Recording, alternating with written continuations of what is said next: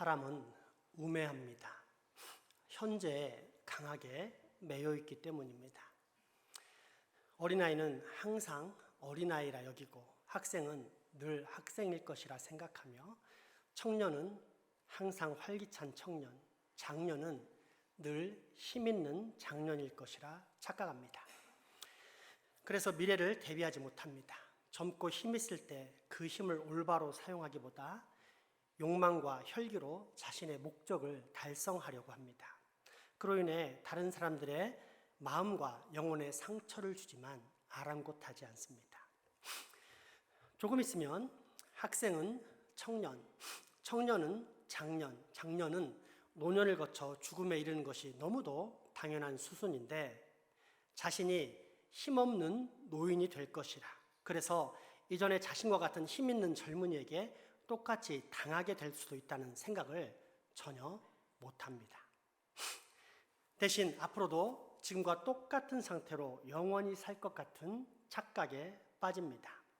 과거를 통해 삶의 원리를 빨리 깨우쳐야 하는데 깨닫지 못할 뿐더러 심지어 이처럼 현재 정확히 가르쳐줌에도 불구하고 미래를 대비하기보다 여전히 자신만의 착각과 아집에서 벗어나지 못합니다.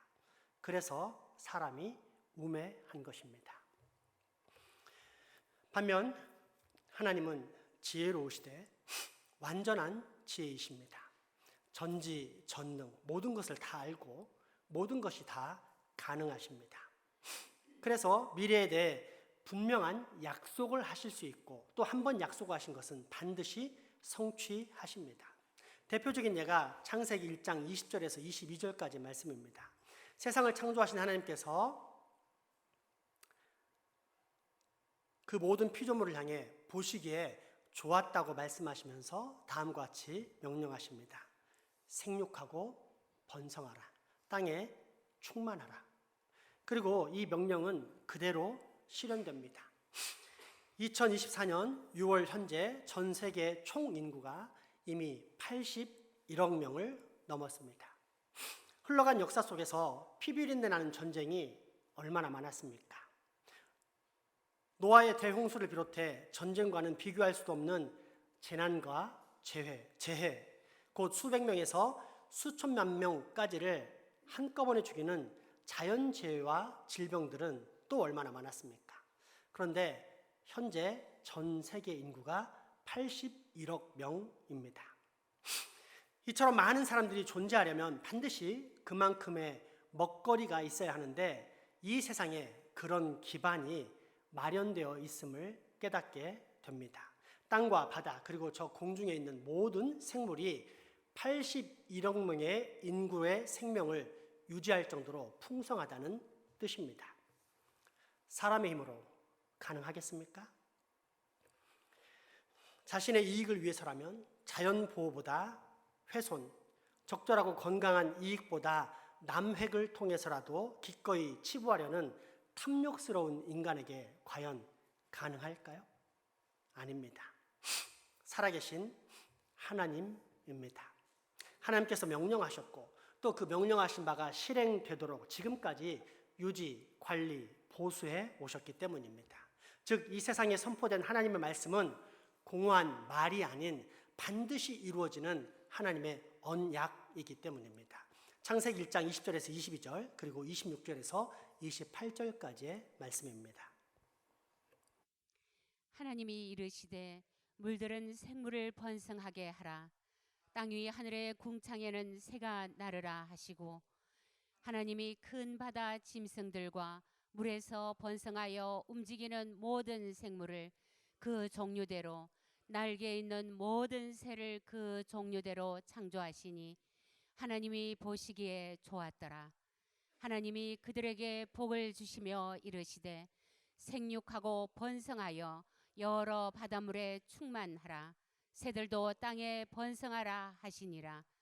하나님이 이르시되 우리의 형상을 따라 우리의 모양대로 우리가 사람을 만들고 그들로 바다의 물고기와 하늘의 새와 가축과 온 땅과 땅에 기는 모든 것을 다스리게 하자 하시고 하나님이 자기 형상 곧 하나님의 형상대로 사람을 창조하시되 남자와 여자를 창조하시고 하나님이 그들에게 복을 주시며 하나님이 그들에게 이르시되 생육하고 번성하여 땅에 충만하라.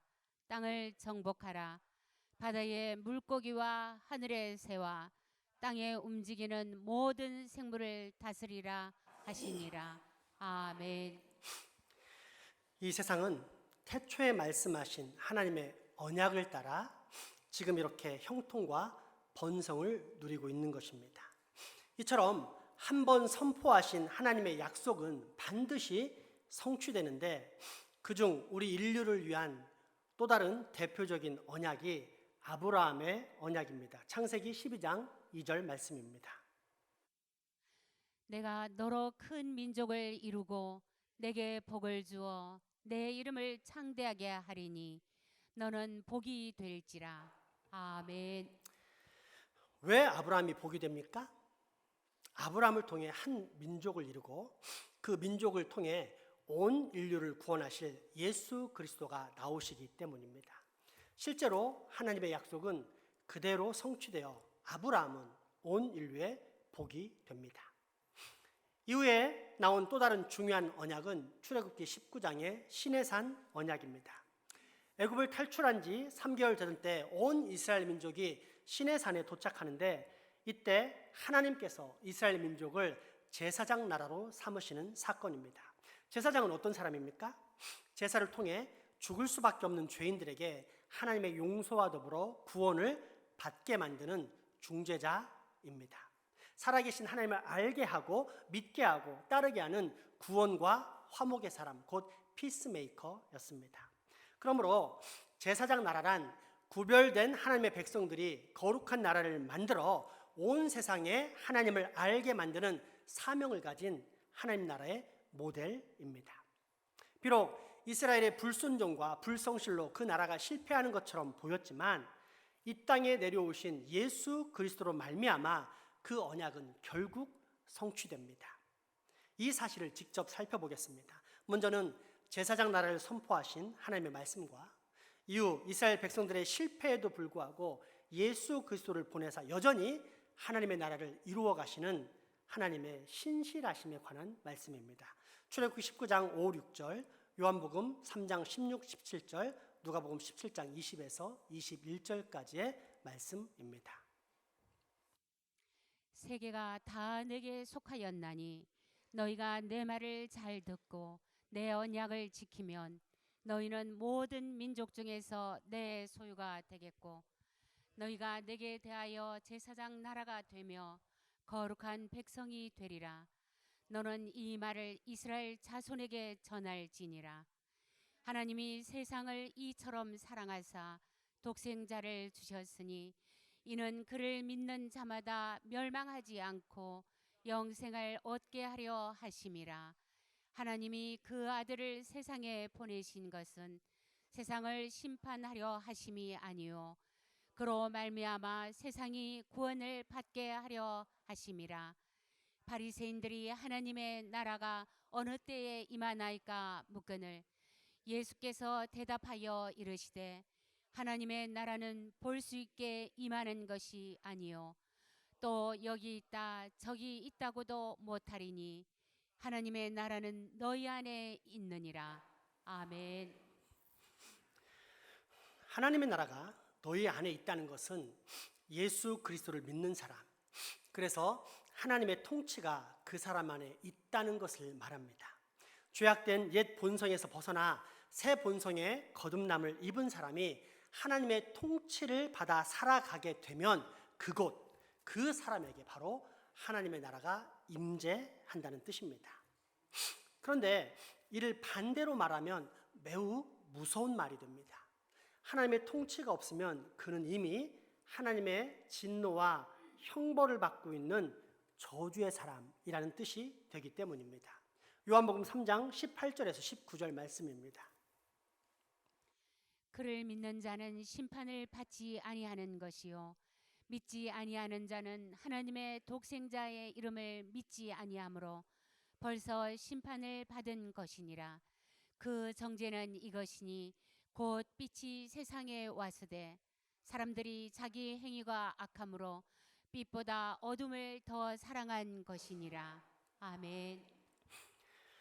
그럼에도 불구하고 현실에서는 아무 일도 일어나지 않습니다. 예수님을 안 믿어도, 아니 믿는다고 교회 다니지만 제 멋대로 살면서 하나님을 무시해도 여전히 멀쩡합니다. 왜일까요? 심판은 받았지만 심판의 실행은 지연되고 있기 때문입니다. 긍휼이 풍성하신 하나님께서 기회를 주시고 또 주시기 때문입니다. 아무리 죄악에 깊게 물든 인생일지라도 이 세상에서 생명이 붙어있는 동안에는 그가 돌아오기를 기다리고 또 기다리시는 분이 긍휼과 인내가 풍성하신 우리 주 하나님이시기 때문입니다. 그러므로 예수 그리스도를 믿는 사람, 특별히 그 믿음으로 교회에 다니는 사람에게 있어서 여호와 하나님의 통치를 받는다는 것은 선택이 아닌 필수입니다. 그리고 이것이 바로 하나님께서 우리에게 성막, 곧 지성소의 언약궤를 주신 이유입니다. 오늘 본문 출애굽기 25장 22절 말씀입니다. 거기서 내가 너와 만나고 속죄소 윗 곧 증거궤 위에 있는 두 그룹 사이에서 내가 이스라엘 자손을 위하여 내게 명령할 모든 일을 내게 이르리라. 아멘. 온 세상이 복을 받고 구원을 얻기 위해 한 나라가 필요했고 그 한 나라가 형성되기 위해서는 반드시 한 민족이 필요했습니다. 그렇게 마치 암탉이 알을 품듯이 70명의 이스라엘 조상들을 강대국 이집트에게 430년 동안 품게 하신 하나님께서는 때가 이름에 출애굽시키시고 이후 시내산에 다다르자 십계명과 성막의 설교도를 주십니다. 이때 십계명이 바로 하나님의 통치 수단입니다. 이스라엘을 출애굽시킨 하나님의 목적이 무엇입니까? 제사장 나라를 세우는 것입니다. 보이지 않는 저 하늘에 영원무궁한 하나님의 나라가 있듯이 보이는 이 땅에도 가시적인 하나님의 나라를 세우시고자 했습니다. 그것이 제사장 나라요. 따라서 이스라엘 민족에게는 국가의 3요소라 할 수 있는 국민과 영토와 법이 필요했습니다. 국민은 누구입니까? 당연히 아브라함을 조상으로 하는 이스라엘 민족입니다. 영토는 어디입니까? 하나님께서 아브라함과 이삭과 야곱에게 약속하신 가나안 땅입니다. 그러면 하나님께서 통치하시는 법은 무엇입니까? 십계명을 포함한 모든 하나님의 율법입니다. 그래서 하나님 나라의 백성인 우리 장생포 교회는 하나님의 통치 가운데 살겠다는 인식과 결단을 보여주기 위해서 매 주일마다 십계명을 봉독하는 것입니다. 그런데 여기서 한 가지 의문이 듭니다. 성막입니다. 성막은 왜 필요할까요? 국가를 위해 필요한 3요소인 국민과 땅과 법을 다 갖추었는데 성막은 왜 필요했을까요? 하나님의 사랑 때문입니다. 지난 시간 성막은 하나님의 속성 중 우리에게 가장 중요한 임마누엘, 곧 하나님이 우리와 함께 하신다는 사실을 나타낸다고 했습니다. 즉 성막의 상징은 하나님의 임재입니다. 그런데 굳이 성막이 필요했을까요? 출애굽과 광야 생활 동안 10가지 재앙과 만나를 포함한 수많은 기적을 보았고 이제는 직접적인 하나님의 법까지 받음으로써 분명한 믿음을 확보하게 되었습니다. 그런데 이런 상황 속에서 굳이 성막이 필요했을까라는 의문입니다. 여러분의 생각은 어떻습니까? 필요했습니다. 이는 십계명과 성막의 설교도를 받기 위해 40일 동안 시내산에 올랐던 모세를 기다리던 산 아래 이스라엘 백성들의 모습을 통해 확인할 수 있습니다. 출애굽기 32장 1절, 4절, 그리고 7절에서 8절까지의 말씀입니다. 백성이 모세가 산에서 내려옴이 더딤을 보고 모여 백성이 아론에게 이르러 말하되 일어나라 우리를 위하여 우리를 인도할 신을 만들라. 이 모세 곧 우리를 애굽 땅에서 인도하여 낸 사람은 어찌 되었는지 알지 못함이니라. 아론이 그들의 손에서 금고리를 받아 부어서 조각칼로 새겨 송아지 형상을 만드니 그들이 말하되 이스라엘아 이는 너희를 애굽 땅에서 인도하여 낸 너희의 신이로다 하는지라. 여호와께서 모세에게 이르시되 너는 내려가라. 내가 애굽 땅에서 인도하여 낸 내 백성이 부패하였도다. 그들이 내가 그들에게 명령한 길을 속히 떠나 자기를 위하여 송아지를 부어 만들고 그것을 예배하며 그것에게 제물을 드리며 말하기를 이스라엘아 이는 너희를 애굽 땅에서 인도하여 낸 너희의 신이라 하였도다. 아멘.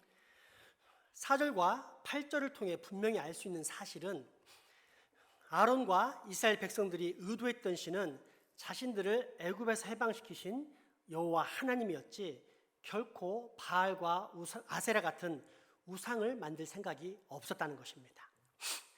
문제는 그 하나님이 지금 보이지 않고 또 그 하나님과 중보자로 서 있던 모세 역시 보이지 않자 불안감에 휩싸여 어쩔 줄 몰라 했다는 것입니다. 그렇게 여호와 하나님을 의도하면서 만든 송아지 우상이 지난 애굽 시절 노예로 살았을 때 보았던 휘황찬란한 황금 송아지 신상이었습니다. 그런데 이는 너를 위하여 우상을 만들지 말고 그 앞에 절하지 말라는 10계명 제2계명을 정면으로 위배하는 행동이었습니다. 왜 그랬을까요? 여호와 하나님에 대한 분명한 믿음을 갖고 있는 이스라엘 백성들이 왜 하나님의 말씀을 그처럼 정면으로 위배하면서 어리석은 우상 숭배에 빠져들었을까요? 하나님께서는 그 이유를 8절을 통해 정확히 가르쳐 주십니다. 출애굽기 32장 8절 말씀을 다시 한번 살펴보겠습니다. 그들이 내가 그들에게 명령한 길을 속히 떠나 자기를 위하여 송아지를 부어 만들고 그것을 예배하며 그것에게 제물을 드리며 말하기를 이스라엘아 이는 너희를 애굽 땅에서 인도하여 낸 너희 신이라 하였도다. 아멘. 자기를 위하여라는 말이 핵심입니다. 살아계신 여호와 하나님을 분명히 알고 믿지만 보이지 않고 만져지지 않으면 불안하다는 것이요. 그래서 분명히 볼 수 있고 만질 수 있는 하나님을 만들어야 했다는 뜻입니다. 누구를 위해서? 자기 자신을 위해서입니다. 그리고 이것이 바로 연약한 우리의 신앙입니다. 우리 중에 신앙의 체험, 하나님의 특별하신 도우심과 역사, 기적과 능력을 체험하지 않은 사람이 있습니까? 오직 말씀만, 즉 성경과 설교만을 통해서 지금까지 자기 신앙을 잘 유지해온 사람이 있습니까? 물론 성경과 설교를 통해 하나님을 만나고 믿음을 갖지만 동시에 인생의 중요한 고비고비마다 우리는 하나님을 만났습니다. 하나님의 역사와 능력, 기적을 체험했습니다. 아니, 그렇게 체험하도록 하나님께서 허락하셨습니다. 왜일까요? 그런 체험이 없으면 금방 우상 숭배에 빠지는 연약한 존재가 우리 인생이라는 사실을 하나님은 너무도 잘 아시기 때문입니다. 그렇게 성막을 주십니다. 하나님의 임재를 분명히 보고 느끼고 체험할 수 있는 장소, 그 중에서도 이 모든 약속들을 분명히 확인할 수 있는 지성소의 언약궤를 주십니다. 연약하여 쉽게 넘어질 수밖에 없는 나를 위해 성막의 지성소의 언약궤를 선물하심으로써 나를 향한 당신의 사랑을 확증하십니다. 그러므로 성막은 결코 딱딱한 율법적, 종교적 행사의 장소가 아닌 충만하신 하나님의 사랑이 이 땅에 실현된 완전하신 하나님의 임재입니다. 그 임재가 솔로몬 왕 때는 돌로 만든 건물인 성전 안에 거하고 예수 그리스도께서 이 땅에 오신 이후로는 예수님을 구주로 모신 성도들, 즉 우리 안에 거하게 됩니다. 고린도전서 3장 16절 말씀입니다. 너희는 너희가 하나님의 성전인 것과 하나님이 성령이 너희 안에 계시는 것을 알지 못하느냐. 아멘. 자, 그렇다면 이제 우리 인생의 주인은 누구입니까? 예수님을 구주로 믿는 우리에게 하나님의 영, 하나님의 임재가 있다면 우리 그리스도인들은 이제 누구의 통치를 받아야 합니까? 하나님의 통치입니다. 그런데 이 하나님의 통치 중 가장 첫 번째, 즉 하나님의 성막이 선포하고 증거하는 첫 번째 특징이 무엇입니까? 사랑입니다.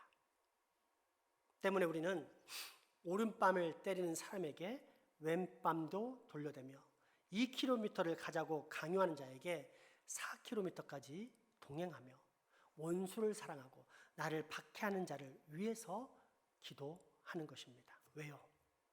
본질상 진노에 영벌받을 죄인, 곧 하나님의 원수인 나를 하나님께서 먼저 용서하시고 사랑하셨기 때문입니다. 그러므로 우리는 사랑해야 합니다. 하나님을 사랑하고 사람을 사랑해야 합니다. 구별되지 않은 인간의 지혜와 정으로 사랑하는 것이 아니라 하나님의 지혜와 하나님의 방법을 따라 사랑해야 합니다. 은혜와 진리, 곧 하나님의 말씀을 있는 그대로 믿고 따르는 참 사랑의 길을 걸어가야 하며 또 그 사랑의 열매가 분명히 내 삶에 나타나야 합니다. 왜일까요? 만약 내가 예수 그리스도를 믿는다면 나는 이제 주님 안에, 주님은 내 안에 거하시고, 그렇게 나와 우리 주 예수 그리스도는 연합한 존재이기 때문에 내 안에 계신 예수 그리스도로부터 거룩한 열매와 기쁨이 충만하게 흘러 나올 수밖에 없기 때문입니다. 요한복음 15장 7절에서 15절 말씀이 그 사실을 증거합니다. 너희가 내 안에 거하고 내 말이 너희 안에 거하면 무엇이든지 원하는 대로 구하라. 그리하면 이루리라. 너희가 열매를 많이 맺으면 내 아버지께서 영광을 받으실 것이요 너희는 내 제자가 되리라. 아버지께서 나를 사랑하신 것 같이 나도 너희를 사랑하였으니 나의 사랑 안에 거하라. 내가 아버지의 계명을 지켜 그의 사랑 안에 거하는 것 같이 너희도 내 계명을 지키면 내 사랑 안에 거하리라. 내가 이것을 너희에게 이름은 내 기쁨이 너희 안에 있어 너희 기쁨을 충만하게 하려 함이라. 아멘. 그러므로 이 말씀을 통해 우리는 참 신앙이 무엇인지를 분명히 알게 됩니다. 우리가 흔히 말하는 믿음은 크게 세 종류로 나눌 수 있습니다. 하나는 참 신앙, 온전한 신앙. 하나는 불신앙. 그리고 또 다른 하나는 비신앙입니다. 먼저 온전한 신앙은 하나님께서 이 땅에 보내신 선물 예수 그리스도를 구원자로 받아들일 뿐 아니라 그분을 내 인생의 주인으로 모시는 믿음입니다. 일상 속에서 날마다 예수 그리스도의 통치를 받고 사는 삶은 너무도 당연할 것입니다. 이에 반해 불신앙, unbelief는 창조의 하나님도 구속의 예수 그리스도도 장차 심판에 이르기까지 이 땅과 특별히 성도들을 유지, 보호, 인도하시는 성령님의 존재도 믿지 않습니다. 대신 근거가 희박하고 우연과 막연으로 뒤범벅이 된 진화론적 관점에서 기독교의 모든 교리를 부정하는 사람입니다. 당연히 이런 사람에게는 창조와 구속주의일 뿐 아니라 장차 우리의 심판주가 되실 삼위일체 하나님의 영광을 드러내고자 하는 목적이 없습니다. 교묘한 명분 속에서 고상한 목적을 가진 듯 보이지만 실제 그 인생의 목적은 그저 하루하루 자신의 쾌락을 위해 사는 것이 전부인 공허한 삶일 뿐입니다. 이것이 신자와 불신자를 나눈 외적인 믿음의 기준이라면 소위 신앙을 가졌다고 하는 교인들 사이에서도 그 믿음이 진짜인지 아닌지를 분별하는 내적인 기준이 있음을 부인할 수 없습니다. 이 내적인 기준의 구분 속에서 나온 잘못된 신앙이 비신앙입니다. 이 신앙의 특징은 지식은 있지만 그 지식이 내 삶에게까지는 영향을 끼치지 않는 상태라고 할 수 있습니다. 기독교의 핵심 진리, 즉 교리가 진리라고 마음으로 동의하는 것은 정말로 중요한 신앙입니다. 하지만 이것은 믿음의 시작일 뿐 결코 목적지가 아닙니다. 목적지는 어디입니까? 그 믿음이 실제로 내 삶에 역사하는 것입니다. 어느 굶주린 사람이 커다란 음식더미 위에 앉아서는 나는 음식이 있다는 사실을 믿어, 이 음식이 진짜라는 것도 믿어 라고 말하지만 결코 먹지 않는다면 그 음식이 그와 무슨 상관이 있겠습니까? 단지 나는 그리스도이냐 라고 말할 뿐이고 실제적으로 나타나는 삶에는 그리스도인의 가장 큰 특징인 사랑 대신 온갖 욕설과 비방과 다툼과 갈등이 늘 그 사람 안에서 요동친다면 우리는 그에 대해 참 신앙을 가졌다고 말할 수 있을까요? 아마 없거나 혹 있다 하더라도 상당히 문제가 많은 신앙이라 여기면서 그에 대해 참 그리스도인인지에 대한 의문을 품을 수밖에 없을 것입니다. 이와 다른 결의 비신앙도 있는데 그것은 초월적인 하나님의 역사와 능력을 의심하는 것으로서 이신론적 믿음이라고도 표현할 수 있습니다. 그러니까 하나님께서는 세상이 돌아가는 모든 원리를 다 만들어 놓고 저 멀리 계시기 때문에 더 이상 우리 삶에는 관여하지 않는다는 생각, 그래서 내 인생은 결국 내가 개척해야 한다는 생각에 함몰되어 살아가는 사람들입니다. 이런 사람의 특징은 기도가 없다는 것입니다. 지난 시간에 배운 성소의 분향단에서 드리는 기도처럼 소합향과 나감향과 풍자향과 유향과 소금을 친 소금 언약의 진짜 기도가 없습니다. 기독교라는 종교 생활에 익숙하지만 실제 삶 속에서는 신앙이 없는 사람들과 똑같은 사고방식으로 살아가는 교인, 그래서 하나님께서 이 땅, 곧 내 인생에 개입하심과 역사하심에 대한 기대를 상실해버린 신앙, 이것이 바로 비신앙입니다. 더 쉽게 말하자면 감기 들리면 병원에 가야지 기도한다고 낫는 것은 아니라는 생각을 상식을 넘어 철칙으로 붙잡고 사는 사람의 마음가짐입니다. 그런데 질병을 치료할 수 있도록 인간에게 의사와 치료의 지혜를 주신 하나님께서 과연 감기 바이러스를 직접 처리하실 수 없을까요?